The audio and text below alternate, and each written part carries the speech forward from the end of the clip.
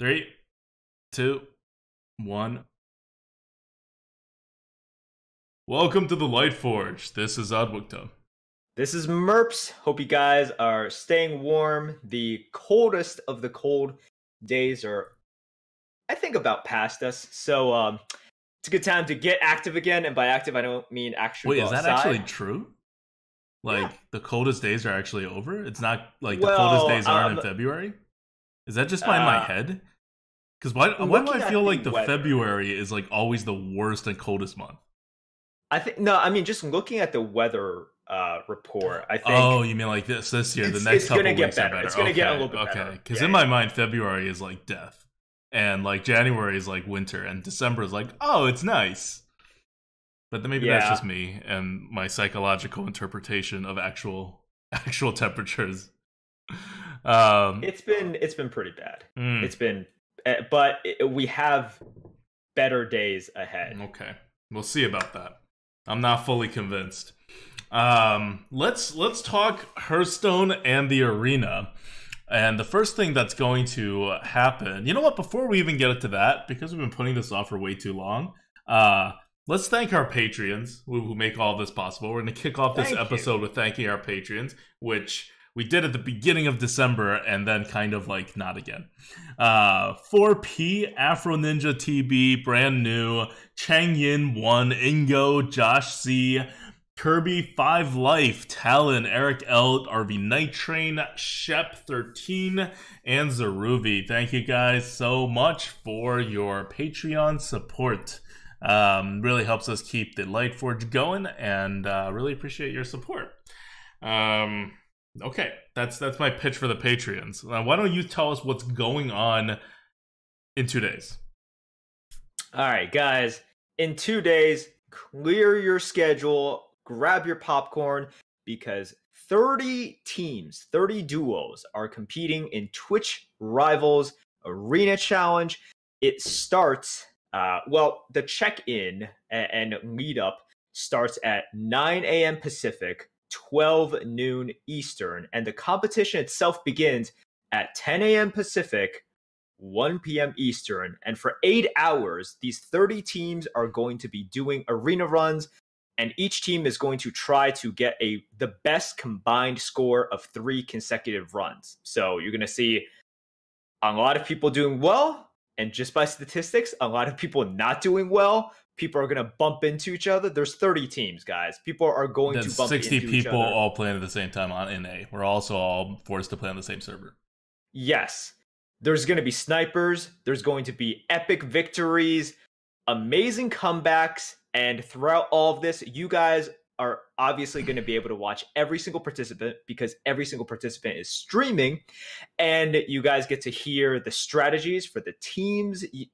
It's everything that you could possibly want. It's like if you went to a sporting event and every single person had a camera on them and were mic'd up as well. You get to be in the middle of all of the action, so you don't want to miss it. I think all the teams have a great shot. We went through a lot of the teams from last week, and 10 have just been added. So it's going to be the big show. Lots of fireworks. Don't miss out. And it's all arena, so we're gonna be streaming through that. Like on that day, Merps and Toast are on a team, and Merps is gonna take the Goat channel, so he'll be at Grin and Goat, and I will be on ADWCTA, which Frodan was nice enough to get me an affiliate status. So now my personal channel is an affiliate of Twitch. You got affiliate just by doing nothing on it. Well, okay, so slash ADWCTA, for those of you who don't know the history to it, used to be just our channel's name for like literally like I want to say a year and a half. Very confusing. For a long time, even when Merps started doing some solo streams on the channel, even for like half a year after Merps did most of the solo streams on the channel, it was still slash ADWCTA. We were partnered and like all the other stuff. So twitch.tv slash ADWCTA was the first partnered stream for the GOAT, not twitch.tv slash Grid and Goat. And twitch.tv slash ADWCTA is going to make a comeback just for this tournament. You know, maybe also for the future if somehow like we want to stream at the same time and do something, but probably you know, it's definitely not coming back as like a normal thing. But still, you'll find me at twitch.tv slash ADWCTA with Tex. Also, Disguised Toes and Tex will be streaming on their own channels as well. because of the way the tournament works. Yeah, you could just come hang out with whomever.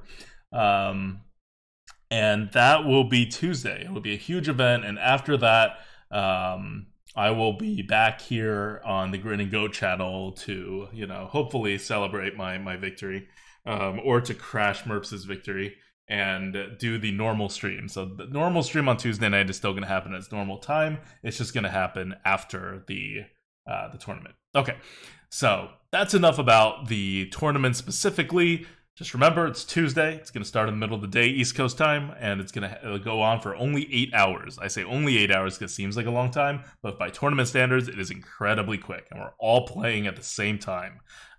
So it's definitely a good time to tune into Twitch. The rest of the Lightforge, we're going to talk about what we're actually going to be doing, or what you should be doing as well if you are playing in the arena, which is the meta. So, gearing up for the tournament, Merps has played a countless number of arena runs with many different arena specialists, and why don't you share with us any additional insights that you've gleaned in this past week or so of training for the tournament? Sure. So I think first we should talk about general good things to know about this meta and how to succeed, and then I think we can shift the conversation a little bit to, well, if you guys were in the tournament, or if you guys were just going hard for 12 wins, which is what people are doing for this tournament, how do you get there? So let's generally talk about the meta. And we talked about it a little bit in previous Lightforges as well. What are the defining decks? Well, if you look at HS Replay, Mage and Warlock are the top 2 classes, and they are represented very well. So not much has changed there.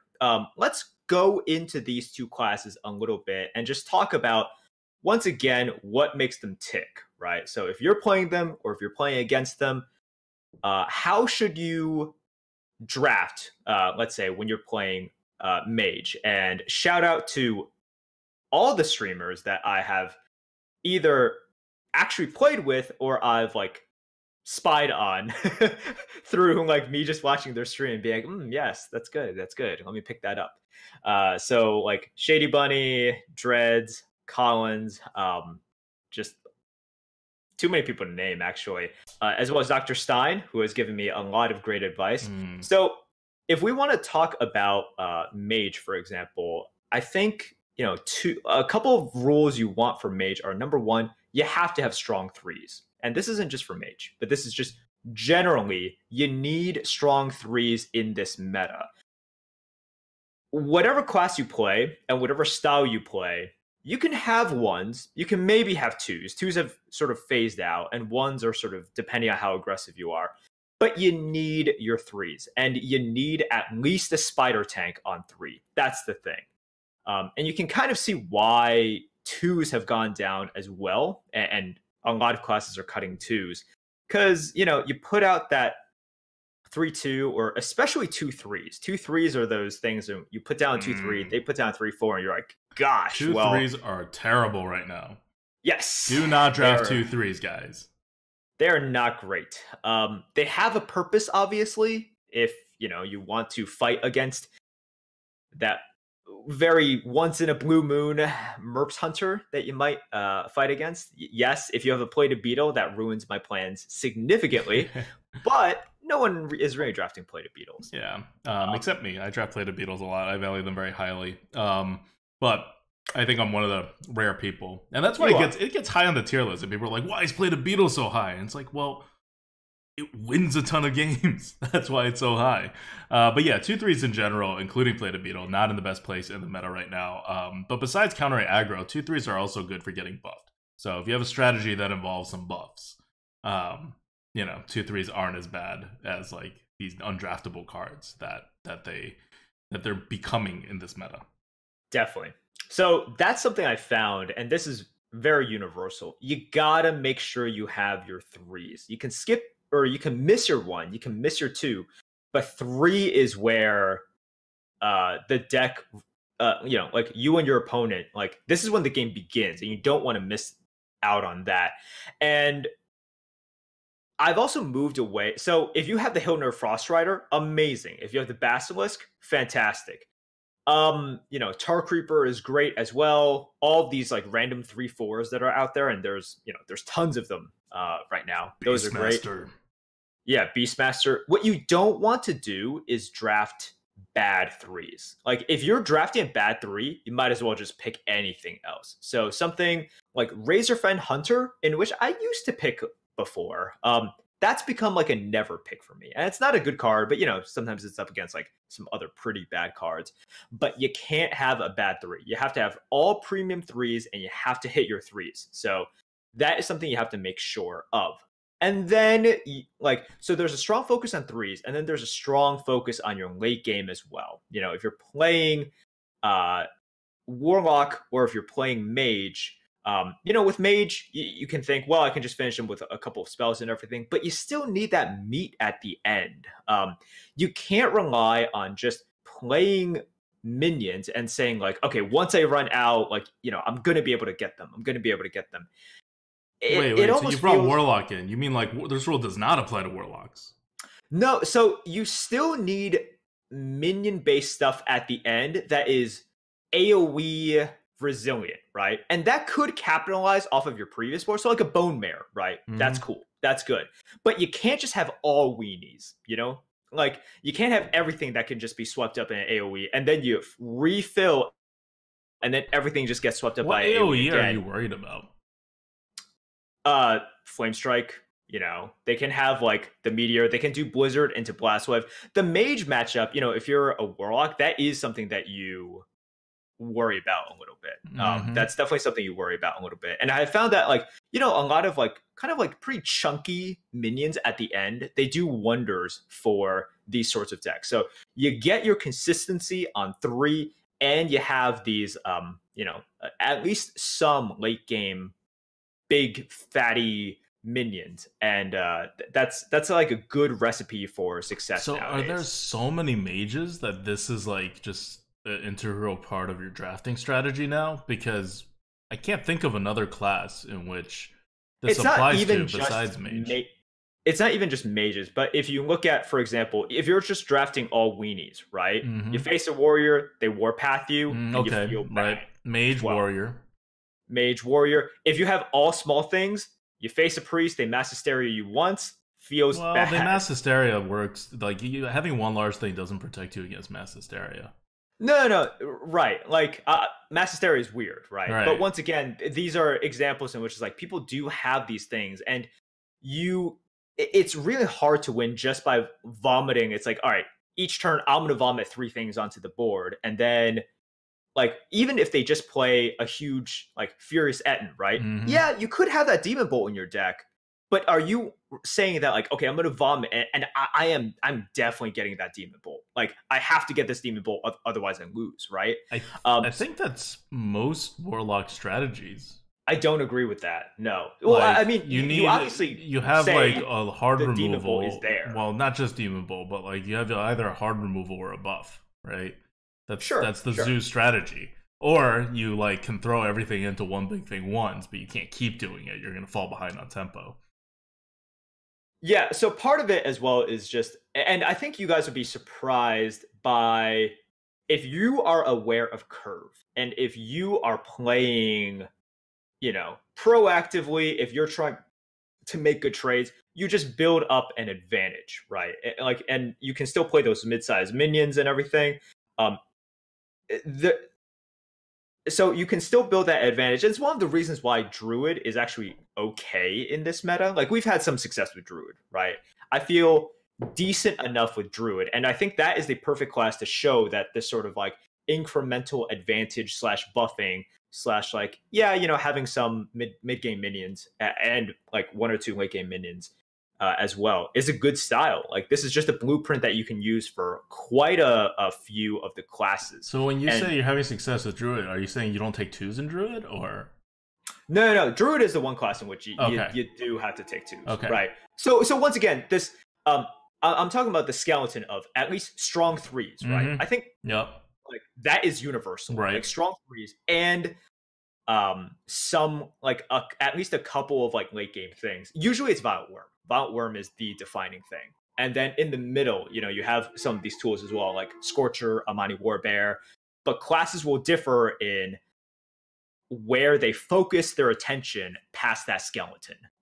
But that is sort of the skeleton right now, and you should make sure that you kind of address that. Like if you are drafting like tons of ones and tons of twos, but not enough threes, you're doing something completely wrong. Yeah. It's something in which I feel confident being just like, if you're drafting like that, unless you figure something out that I don't know, I didn't figure out, and kind of like none of the other streamers figured out, that's just wrong. You're giving up so much, and you're just going to lose a high number of games by them dropping a Frost Rider on 3, and then out tempoing you and out valuing you after that. So yeah, I mean, 3-drops are just very strong. It's been very strong for many years, and it has been at the point where you don't need 2s, so just exaggerates their power. Yeah. Okay. So you are allowed to take 2s. Keep in mind, for people who are listening and want some like simple pointers, you are allowed to take 2s in Druid, because you need a base from which to build your Druid buffs. And so 2-drops are unfortunately necessary for Druid, which means you're going to have fewer cards than if you were doing these other classes, which means you're going to be pushing very, very heavily with Druid, or you're literally going to need the UI just to have as many cards as other people.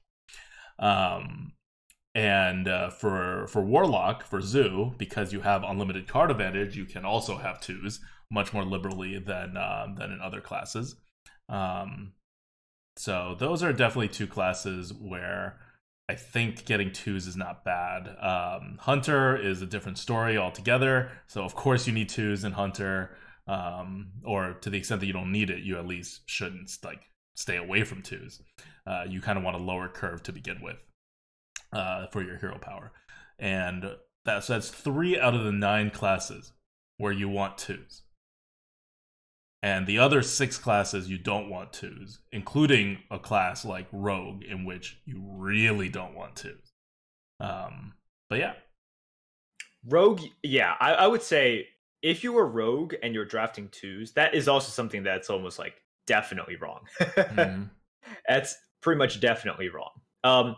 And also, in terms of general advice for the meta, we've reached a point in which there are certain cards on certain turns that you just have to watch out for. I'm not saying you can always play around them, because you can't always afford to play around them, but you have to keep them in the back of your head. So Dragon Ball Scorcher on 5, Amani Warbear on 7. Amani Warbear on 7, that is something which your opponent has had so many turns to draw it.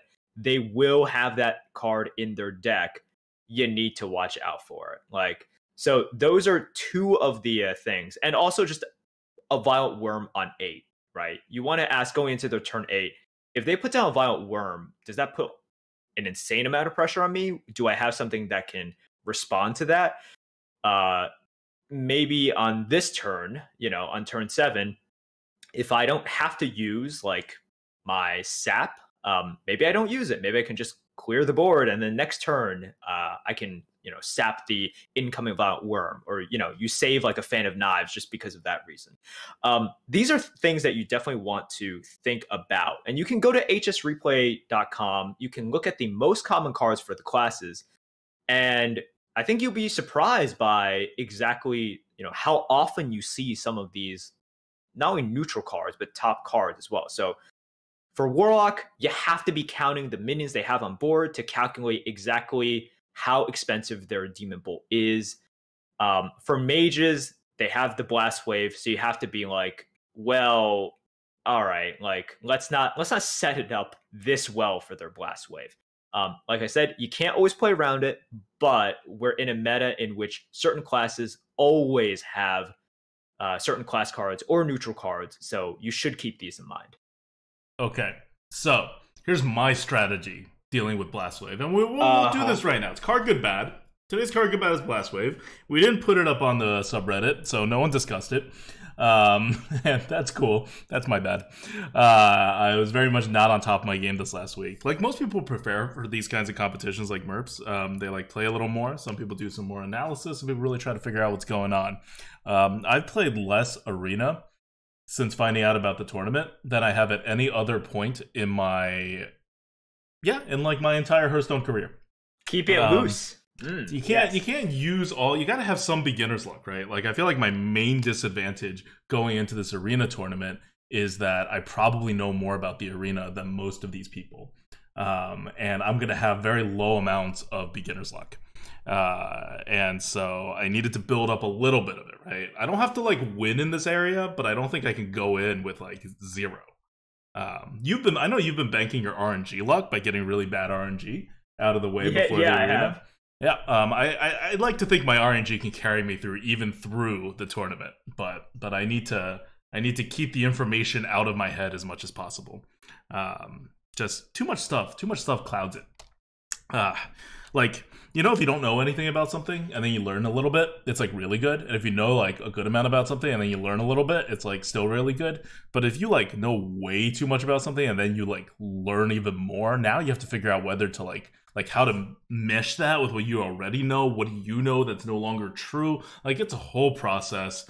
It takes a little bit like pseudoscience. It's not pseudoscience. I mean, I don't know if it's science at all, right? Like, okay, fair. It's just reality. Like, here's the thing about science. Regardless of what science says, reality exists independent of science. So science can be wrong. Science can be right. It doesn't change reality. Reality and the truth is not the same as science. Science is just a tool you use to try to like get a better view of reality. That's just stuff that everyone agrees with. I think it's kind of hard to find someone who doesn't agree with that. And so in our quest, right, to science this, to like put stuff together, you sometimes go farther away from the truth. It happens. Like racism was very scientific, very recently, even in the scope of history. And now we're kind of over it, but that's what happens when you rely too much on it.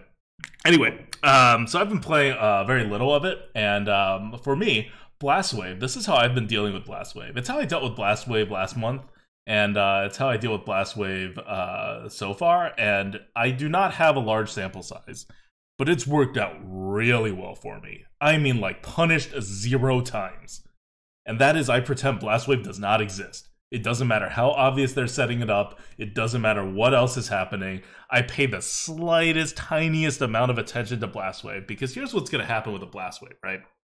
What's going to happen with a Blast Wave is that they're either going to have to spend 5 mana to deal 2 damage to everything, which is fine, or they're going to spend 5 mana to deal 2 damage to everything and then draw a whole crap ton bunch of cards, right? And then your like game is effectively over if the amount of cards that they have matters at all. So going into that, you already know all the outcomes. Why play around it? You could say, I'm going to try to make a read on whether my opponent has a Blast Wave, then play around it, then in this situation do this and this. Or you can just say, let's set it up so that if they Blast Wave and they get all the cards, it still doesn't matter and I still win. Or like if they Blast Wave and they get all, like, and they or like I'm in a situation right now anyway in which they can Blast Wave but they won't get all those cards. So now it's just like a really like a poor man's like consecration, right? So I think there are very few scenarios in which a play that you make is going to swing the Blast Wave to one side or the other, and you couldn't, by making a different decision, set yourself up for an even better result regardless of whether they have a Blast Wave or not. So I don't know. How actively do you play around Blast Wave? It's an epic card. It does have an offering bonus plus 50%, but it's also epic, so it's minus 100%. So in total, it's like, I don't know, plus... it basically still shows up less than a normal rare card. Normal rare spell. I'll say this. It's pretty easy to play around Blast Wave, I do agree, but it's not really anything to do with Blast Wave. It's because I'm always thinking about Dragonmaw Scorcher anyways, right? And so it's the same thing. It's not like a different skill that I am cultivating. What I mean to play around is to play around the card draw aspect. You're obviously always playing around Blast Wave for the removal aspect, right? Because that's like a 2 damage removal has so many ways and shapes and stuff to take into account, right? Like that's like not just Dragonmaw Scorcher's 1 damage, Primordial Drake is 2 damage, right? Blizzard's 2 damage. Like you got a lot of other oh god. Sorry, I'm bleeding heavily. Wait, what? Don't worry about it. I'm okay. Let's keep talking about Blast Wave. So the card draw aspect, on the other hand, is the unique part about Blast Wave, and that's what I was wondering if you were playing around that, because you can actually play around that differently, right? By like getting rid of tokens and things like that. Here, thank you. Okay, well, it seems like you don't play around bleeding as well. So I think this is less of a Hearthstone thing and more of a you thing. And you're just like, I don't play around. I don't play around bleeding. I don't play around. I was gonna say you don't play around hunger, but you definitely play around hunger. You take care of that. Yeah, I mean, that's the point of the game, isn't it? Isn't the point of the game to not be hungry? Like, Well, a lot of people think about different things, right? Like, imagine you're focused on the game of Hearthstone. You know you have all these resources. You have, like, your life pool. You have, like, your cards into your deck. You have, like, cards in your hand. You have, like, cards on the board, right? And you have, like, they're different. They're of different importance. The most important thing is, like, your health not reaching zero. It's not even your health. It's just your health not reaching zero. So, that's something that you need to protect at all costs. And I feel like that's how hunger works in real life. Like, one of your prime directives, like, after, like, continue drawing your next breath, is to, like, make sure you get enough water and food so you don't die. Great. Well, okay. Anyways, we move on. But, so really, so you also don't play around Blast Wave for the card draw? Or no, the card draw I don't care about. Okay. It's like, let's not give him a great Blast Wave, right? Like, and there are ways around it. It's like I see people, instead of just trading off their double 2/1s, like they make their I don't know, 3/4 into a 3/1 or something like that. I'm just like, okay, so now they have like a 3/1 2/1 2/1, in which case they could have potentially just consolidate a little, and then like your board was where it would normally be like a pretty even, like a coin flippy decision anyway to play around Blast Wave. Then is what you're saying? Definitely, because it's the same thing as playing around Scorcher, right? Like, yeah. Okay, that's fair. Okay, then we're on the same wavelength here, where we don't play around Blast Wave. We play around things that deal 2 damage to the board. Great. So that's Blast Wave. And if you guys are wondering, like, okay, this conversation went all over the place, and why shouldn't I care if they get all these cards? It's because if they draw all these cards, one, they can't plan for it. There's no planning with Blast Wave. It's all random stuff. And two, because they can't plan for it, you are in a lot less danger, unless the thing that they are planning for and that you are in danger of is them drawing a whole bunch of cards so that they out-card advantage you. So, because I think neither me or Merps typically plays in a style in which we try to play to the very last card, and whoever ends up with a couple more cards is going to win the game, that's just not really... Like, we're not playing attrition here. If you're playing an attrition deck, then yes, you do care about it. It's one of the ways that you can get beat in attrition. But outside of attrition, someone at some point is going to get a big enough board to hit you to the face, and that's going to make the rest of the attrition game plan not matter. And so that's Blast Wave's biggest weakness. It's also like so much of a pain to play around. Like, we don't play around Mass Hysteria much either, just because it's so much of a pain to play around. It's not like you don't get screwed when they play it. You just kind of... And Mass Hysteria is going to be seen like twice as often as Blast Wave. So, in terms of if you're facing the right class. So, Blast Wave, we have it at a 201, clearly because we think it's a ridiculously amazing card. You should take Blast Wave and put it in your deck. But in terms of playing around it, don't worry too much about the card draw part. And the same goes with in terms of playing it. Don't worry too much about the card draw aspect. Treat it as a volcanic potion first. And if you can draw a card or two, great. If you can, like, save it to the appropriate point and draw 3 cards, absolutely amazing. But recognize when you need to use a Blast Wave just as a volcanic potion. Because I see Blast Wave played incorrectly far more often than I see it played correctly. Like, everyone thinks it's amazing, but very few people are actually playing it right. Guys, you don't need the Violet Worm Death Rattle Dream to play the Blast Wave. And I think this is what a lot of my opponents are hoping for, so they hold it. They hold it. They're just like, oh, I get to kill 2 of his minions and also draw a card? No. Like, no. That is terrible value when I can kill, like, 5 of his minions and draw 5 cards somewhere down the line. Yeah, somewhere down the line. And also I see people do this a lot where they have like a 2/1 or something, and then I have something with like 4 health, and they throw the 2/1 to my face and Blast Wave to like kill the other parts of the board and whatever. But they like literally kept the 2/1 and left me with like a 4/2 instead of killing my 4/2, which meant they value 2 damage to my face and a random mage spell over removing a 4/2 from the board.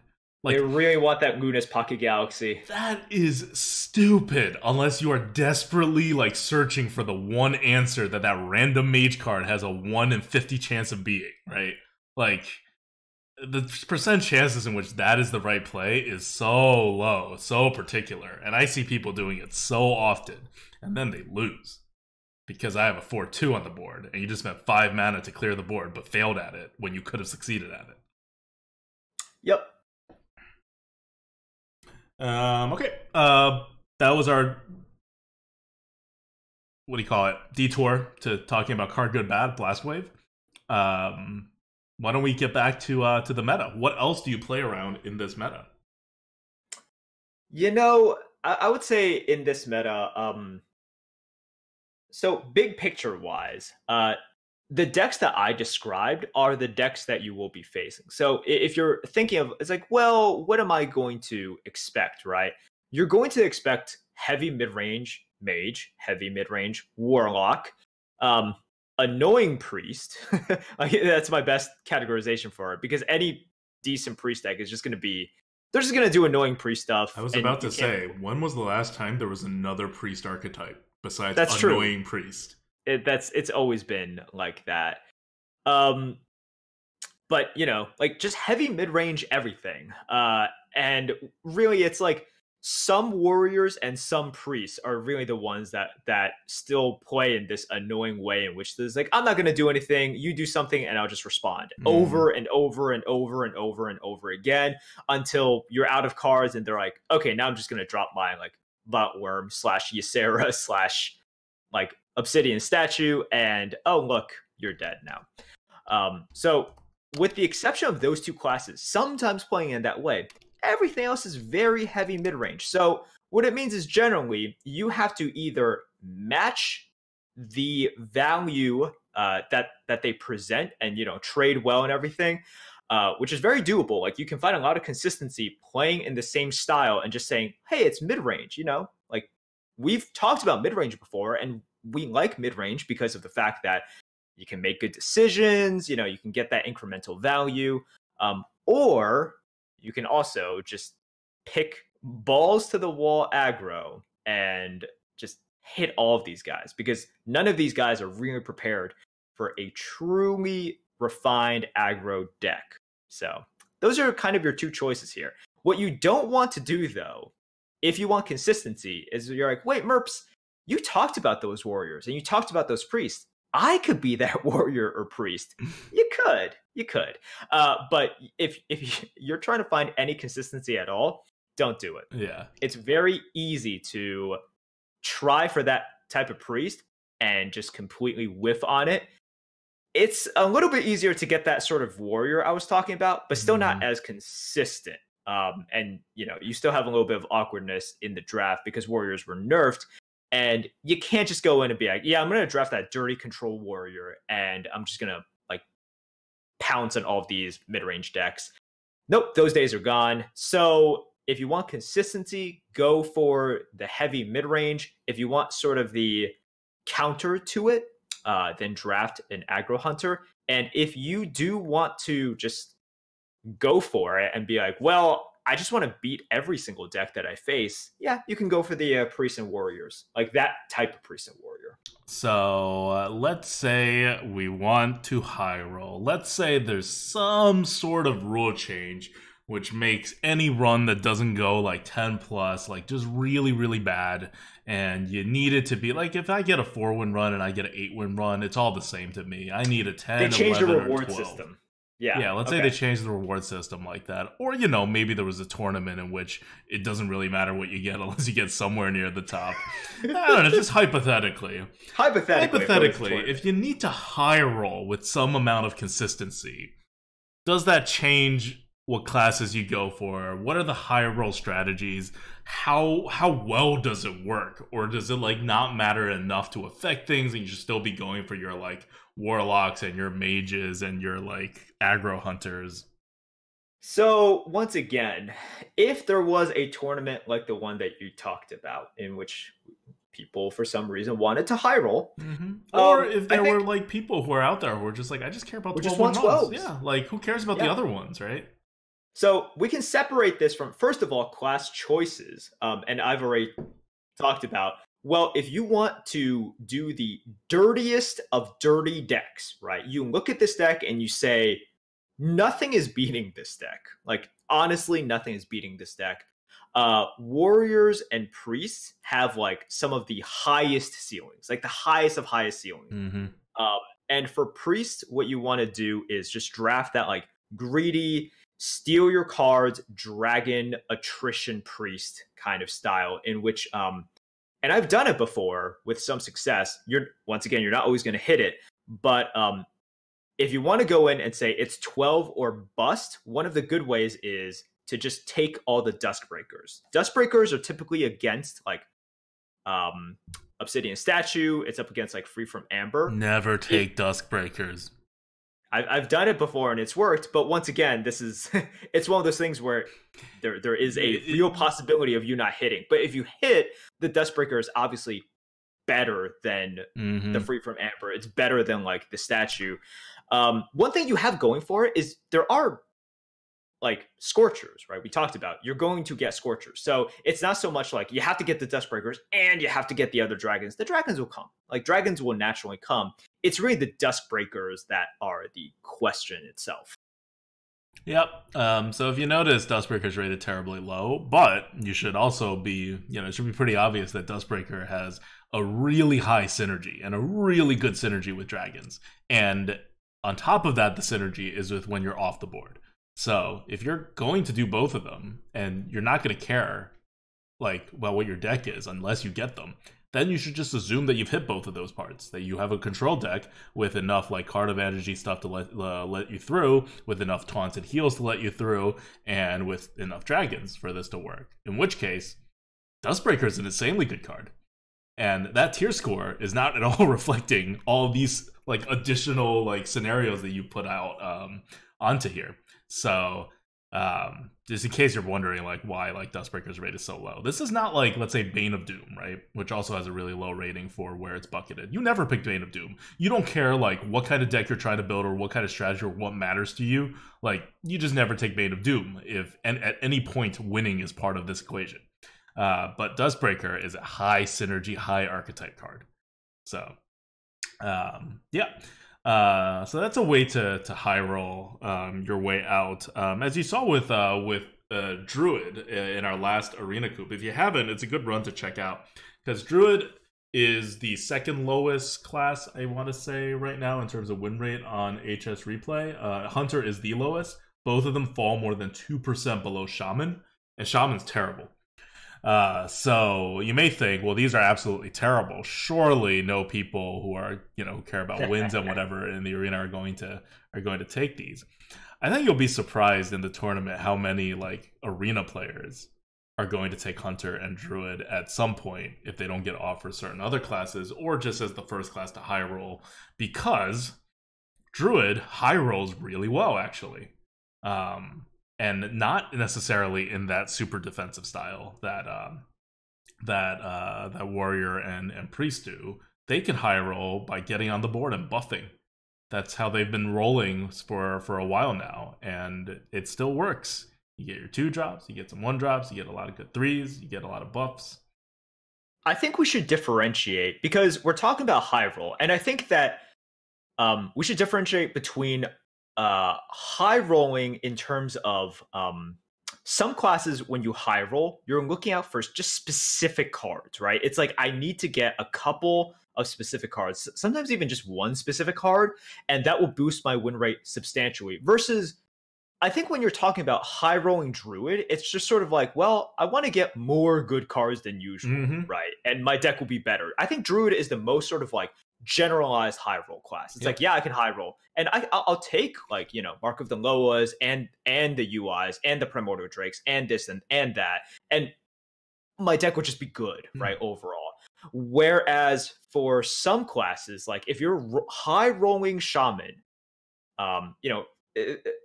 which is one of the things that Shady Bunny has been practicing. Like, he wants that bloodlust. He's gunning for that bloodlust, and he's going to build a Bloodlust deck, and he gets it with a good amount of consistency. It's just like, man, there is that chance that you don't get it, and you've been building your entire draft towards it, right? Yeah. Warrior, once again, is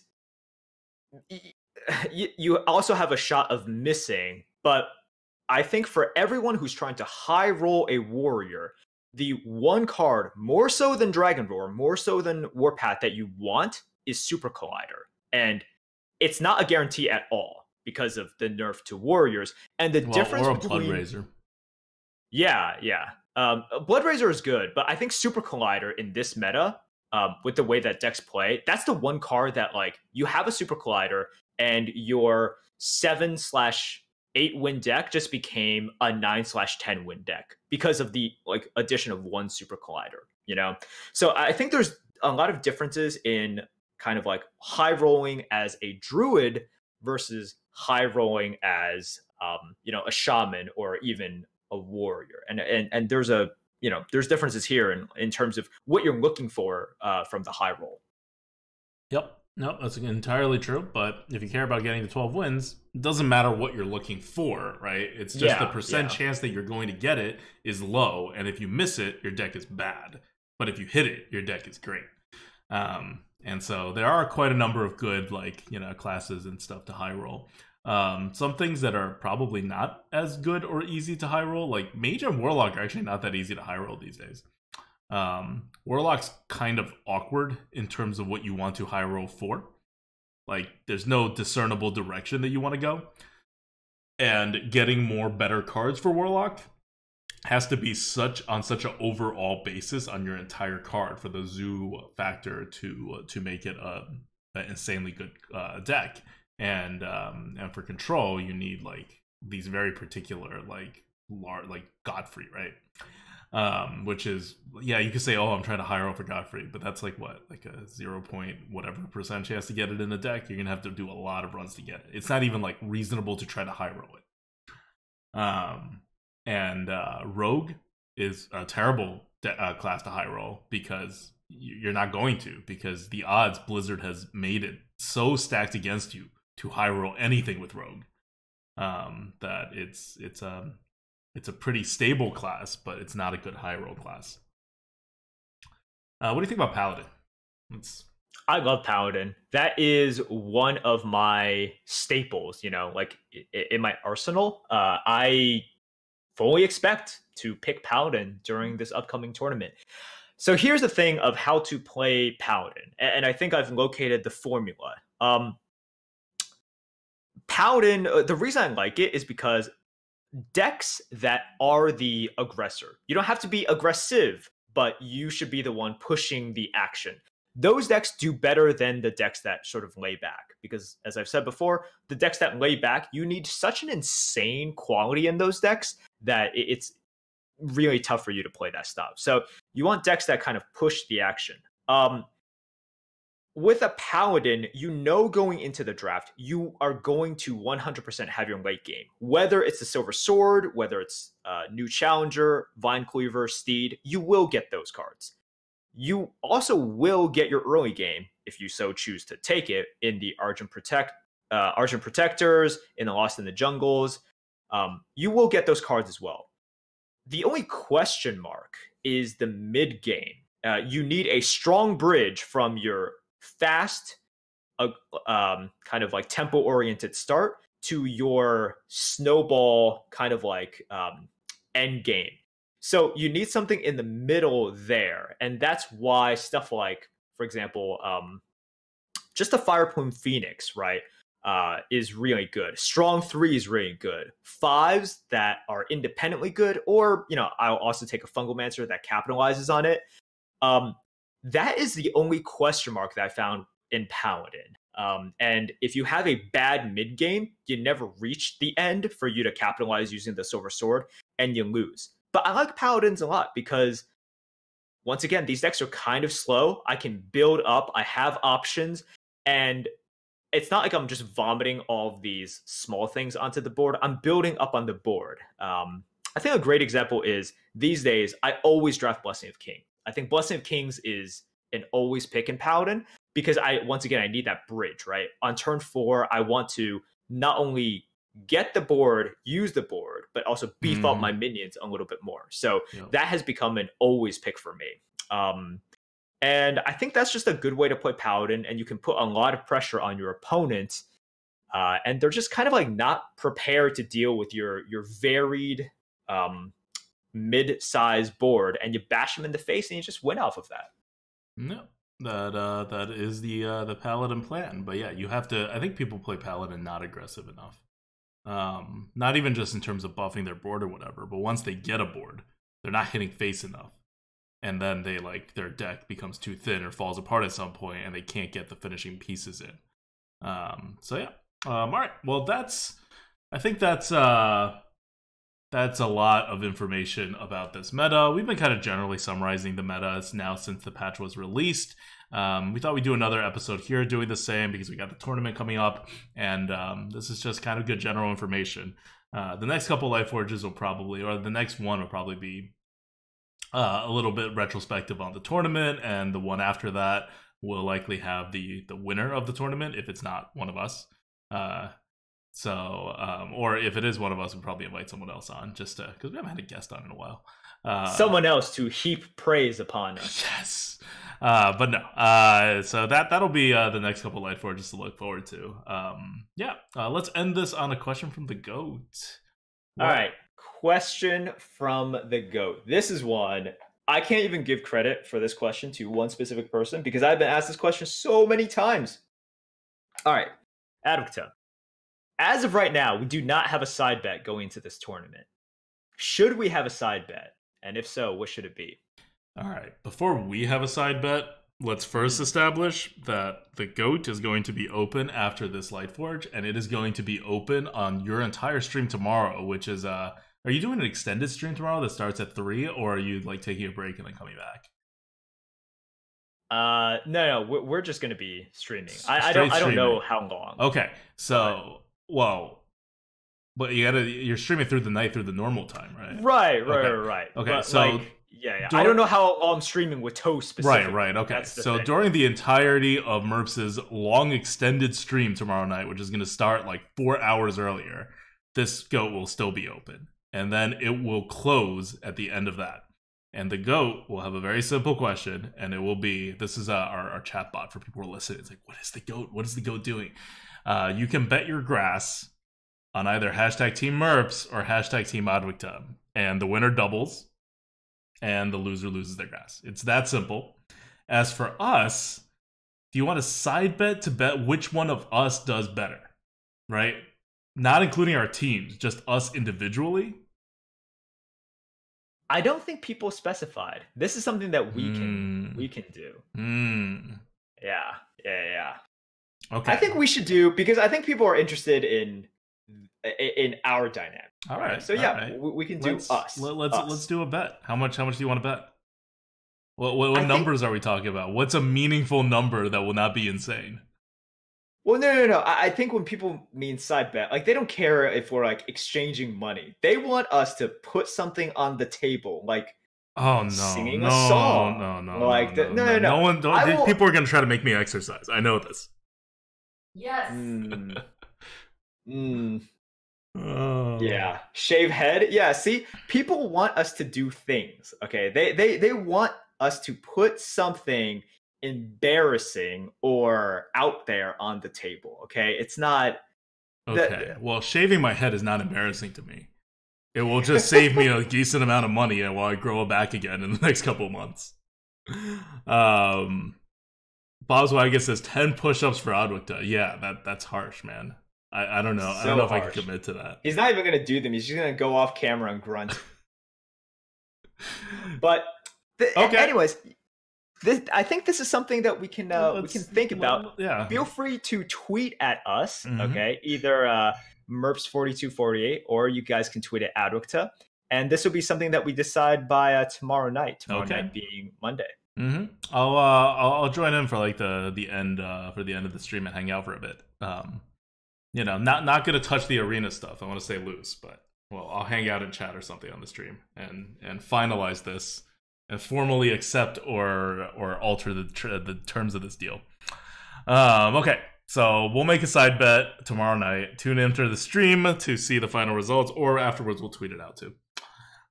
Okay, that's it for the Lightforge. See you guys next week. Next week's Lightforge will not be live. We will be pre-recording the Lightforge because Merps is moving during that long weekend. So you'll get a pre-recorded Lightforge, but it will be pre-recorded after the tournament. So we'll have plenty to talk about. But yeah, until next time, this is ADWCTA. This is Merp. See you guys.